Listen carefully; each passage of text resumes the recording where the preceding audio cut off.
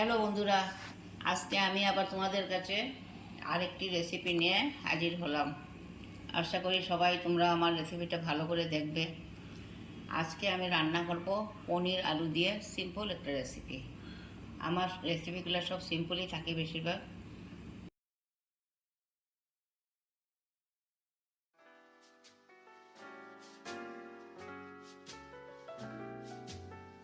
গরম জল বসিয়েছি, শুধু জল।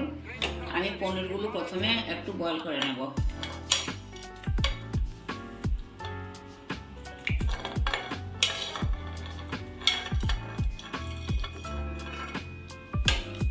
এই যে পনিরগুলো প্রথমে আমি অল্প বয়েল করে নেব, ভাজবো না, তেল দিয়ে ভাজবো না। পনিরগুলো বয়েল হয়ে গেছে, দেখো কত সফট হয়ে গেছে।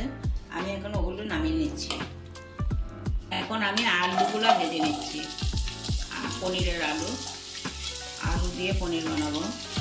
আর হলুদ গুঁড়ো আর নুন দিয়ে দিলাম।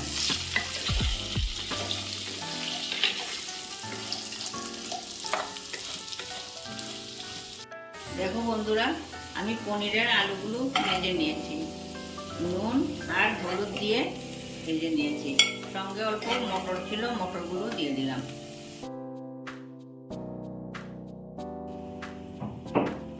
তেল দিয়ে দিলাম সামান্য। আমি অল্প সিম্পলভাবে রান্না করি। তেল আলু ভাজাতেও দিয়েছি, তাই অল্প তেল দিয়ে দিলাম।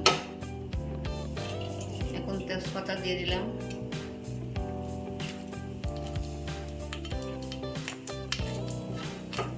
পাঁচফোড়ন দিয়ে দিলাম। এখন মশলাগুলো দিয়ে দিচ্ছি। এখানে 2 চামচ জিরে গুঁড়ো আছে, আধা চামচ হলুদ গুঁড়ো আছে, নুন আছে, আর আধা চামচ ধনে গুঁড়ো আছে, আর একটা কাঁচা লঙ্কা আছে।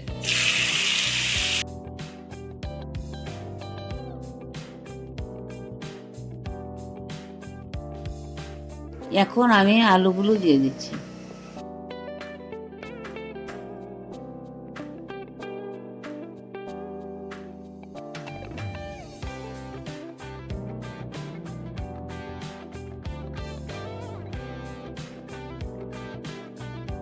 দেখো বন্ধুরা, আমার মশলা ভাজা হয়ে গেছে।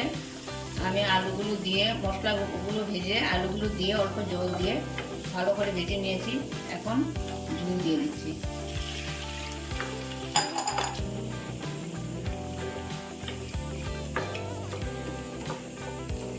তারপর পনিরগুলো ঢেলে দেবো।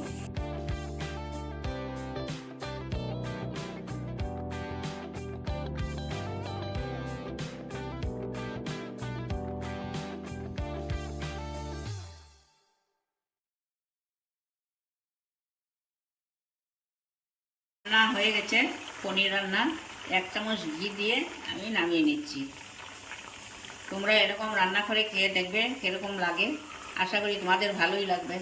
আমার রান্নাটা ভালো লাগলে অবশ্যই লাইক, সাবস্ক্রাইব আর শেয়ার করে দেবে। পাশে থাকা নোটিফিকেশন বেলটা অন করে দেবে, যাতে আমার সবগুলো ভিডিও তোমাদের কাছে গিয়ে পৌঁছে যায়। সবাই সুস্থ থাকো, ভালো থাকো। আজকের মতো এখানেই ভিডিওটা শেষ করছি। আবার নতুন করে অন্য কোনো ভিডিও নিয়ে তোমাদের কাছে আসবো।